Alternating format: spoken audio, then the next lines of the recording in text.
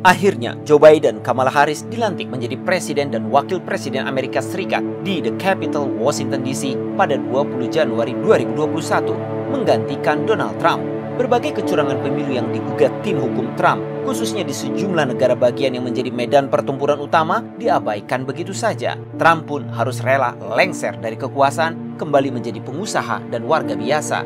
Namun, orang boleh tidak suka pada gaya kepemimpinan Trump yang kadang terlihat ngaco. Apalagi dia di framing negatif oleh media arus utama. Tapi harus diakui, dialah satu-satunya presiden AS yang paling berani melawan Partai Komunis Tiongkok dan globalis. Selama 4 tahun berkuasa, Trump kerap membuat marah Xi Jinping dengan berbagai kebijakan decouplingnya terhadap komunis Tiongkok. Lewat narasinya, American First, Trump telah menggambarkan PKT sebagai ancaman terbesar bagi Amerika, demokrasi global, dan umat manusia. Berikut serangkaian pukulan telak Trump terhadap komunis Tiongkok yang oleh para analis dilihat sebagai upaya untuk mengunci pendekatan yang sulit bagi penggantinya, Joe Biden, ke Beijing di masa yang akan datang. Memberlakukan tarif dagang terhadap Tiongkok. Aksi berbalas pantun berupa penerapan bea masuk impor telah terjadi sejak Maret 2018. AS hanya mendiskon bea masuk impor produk made in Tiongkok dari 15% menjadi 7,5% untuk barang produksi Tiongkok senilai 120 miliar dolar. Sementara itu, tarif 25% masih melekat pada produk-produk asal negeri Panda senilai 250 miliar dolar. Penerapan tarif sengaja dilakukan untuk membatasi impor dari Tiongkok sehingga dapat memicu produksi dalam negeri. Pada 2019, defisit perdagangan AS dengan Tiongkok pun menurun dibanding 2016. Perusahaan AS pun mengimpor produk dari Tiongkok lebih sedikit karena mereka menghindari tarif baru. Menantang hegemoni Tiongkok sebagai Global Manufacturing Center alias pusat pabriknya dunia dengan memberikan insentif untuk menggergaji rantai pasokan global dari Tiongkok. Perubahan strategi AS ini mendorong persepsi investor untuk menanamkan modal di AS menjadi positif. Sementara negara lain, terutama Tiongkok dan Vietnam, menjadi kurang menarik sehingga arus modal kembali ke AS. Para globalis dari negaranya dipaksa untuk memproduksi suku cadang produknya di tanah airnya.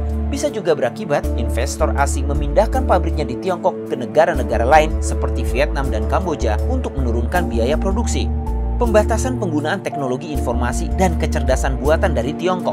Langkah ini dilakukan agar AS menjadi unggul dan tidak ada negara lain yang menduplikasi teknologi mereka. Tiongkok dianggap mengembangkan kekuatan ekonomi dengan mencuri rahasia dan mereplika teknologi korporasi besar AS. Dengan bekal itu, Tiongkok menyingkirkan perusahaan asal AS di pasar global. Tiongkok mencuri kekayaan intelektual AS senilai 500 miliar dolar setiap tahun. Huawei, perusahaan kecerdasan buatan milik Tiongkok, salah satu yang dilarang beroperasi di AS karena memberikan akses pintu belakang PKT ke perangkatnya dan diidentifikasi oleh Departemen Pertahanan AS sebagai proksi militer Tiongkok. Selain itu, produsen drone DJI dan Semiconductor Manufacturing International Corporation (SMIC) jadi sasarannya. Juga ByteDance, perusahaan Tiongkok yang menaungi TikTok dan Tencent, pemilik aplikasi WeChat, menendang emiten Tiongkok dari bursa saham Wall Street di New York. Berdasarkan data US Tiongkok Commission (USCC) per tanggal 22 Oktober 2020, ada sekitar 217 perusahaan Tiongkok yang listing di Wall Street.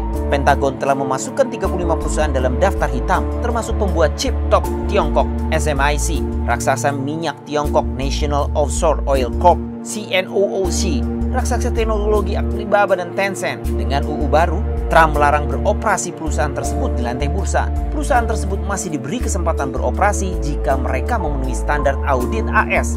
Dampaknya, investor AS haram masuk ke perusahaan yang masuk blacklist mulai akhir tahun 2021. Larangan investasi akan memaksa investor Amerika untuk mendivestasikan kepemilikan perusahaan Tiongkok itu. Pada 11 Januari 2021, Wall Street menghapus raksasa teknologi Tiongkok Telecom, Tiongkok Mobile, dan Tiongkok Unicom dari perdagangan.